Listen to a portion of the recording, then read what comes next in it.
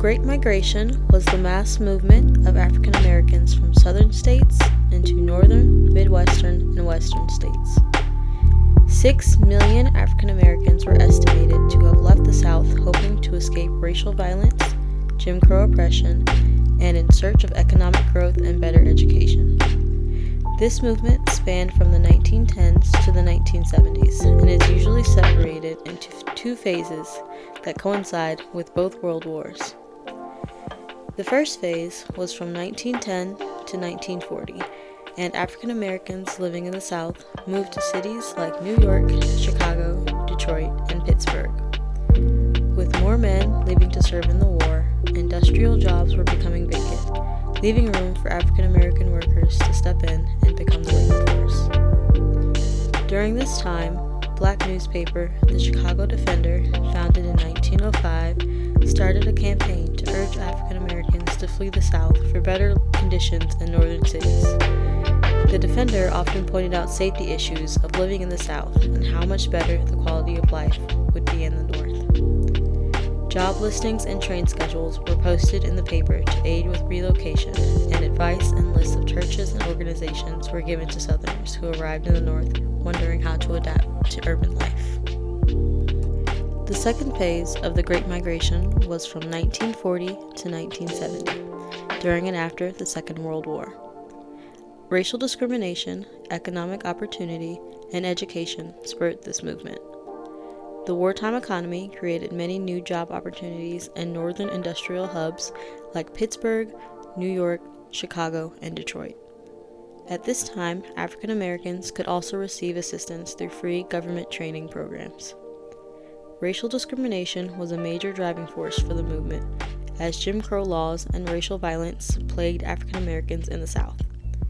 Family and loved ones who lived up north would urge their southern counterparts to move to northern cities where the treatment was better and there were more job opportunities available. 2 families are examples of this phase in the migration, and they start in very different positions.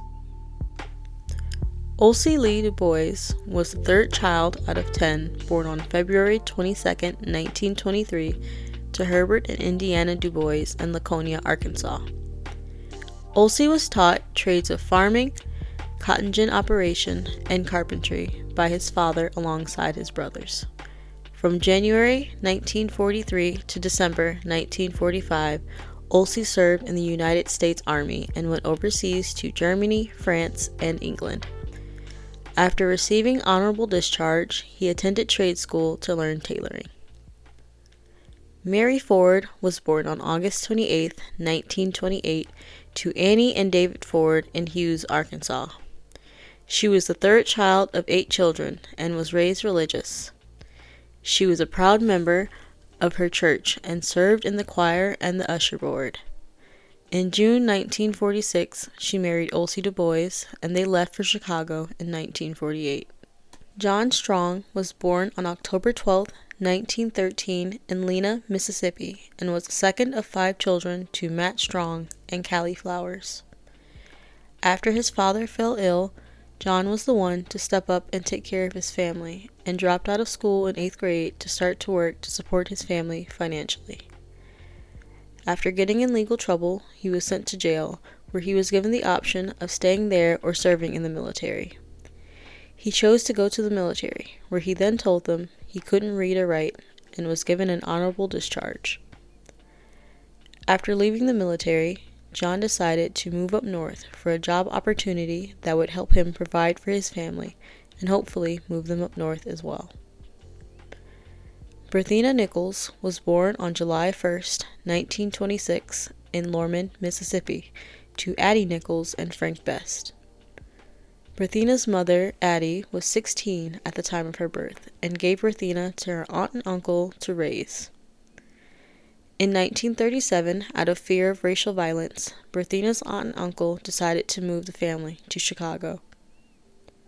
What was waiting in Chicago for both families was opportunity and growth in all fields. At the time, Chicago had an influx of black families, and many moved into what they called the Black Belt, which consisted of a chain of neighborhoods on the south side of the city.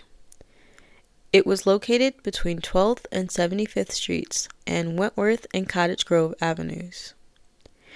To keep African Americans out of their neighborhoods, white landlords created restrictive covenants, which were contracts that said that a house's owner could not rent or sell to black people. This led to crowding in the only areas where black people could live, and the solution was tenement housing, where families would share spaces like the kitchen, the living room, and the bathroom, while they had the bedrooms for their families. While families who moved from the South did find better opportunities, they found that they still faced discrimination and racial violence from the white population in these northern cities. But still, they persisted in pursuit of something better for their children and grandchildren and generations to follow. Olsey and Mary moved into tenement housing with one of Olsey's brothers who lived on the south side of Chicago.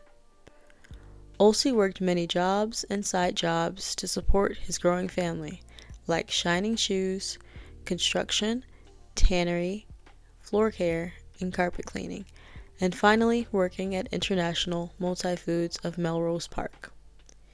He loved photography and was almost always seen with a camera in hand. Mary worked as a school crossing guard until 1985 and made sure her own children and others were well taken care of.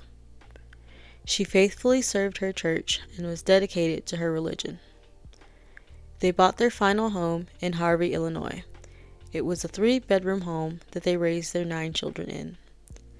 They lived there peacefully until Mary's passing in 1989, and Olsey continued living there until his passing in 2008.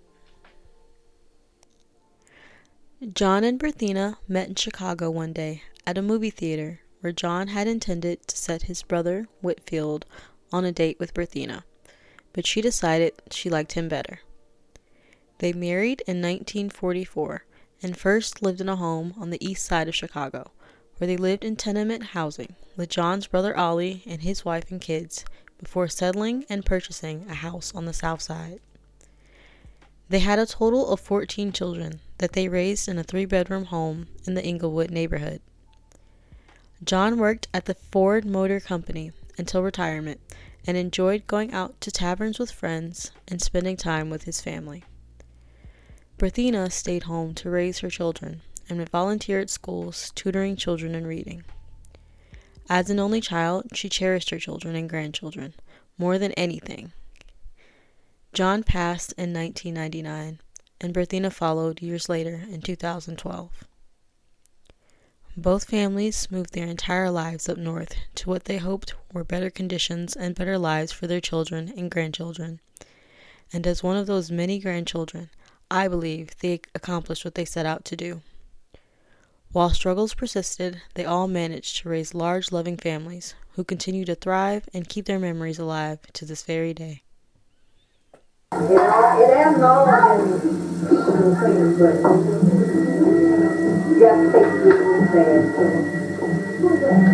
Make the best of it. I call all my children. Give me. Great grandson. And everybody. All right.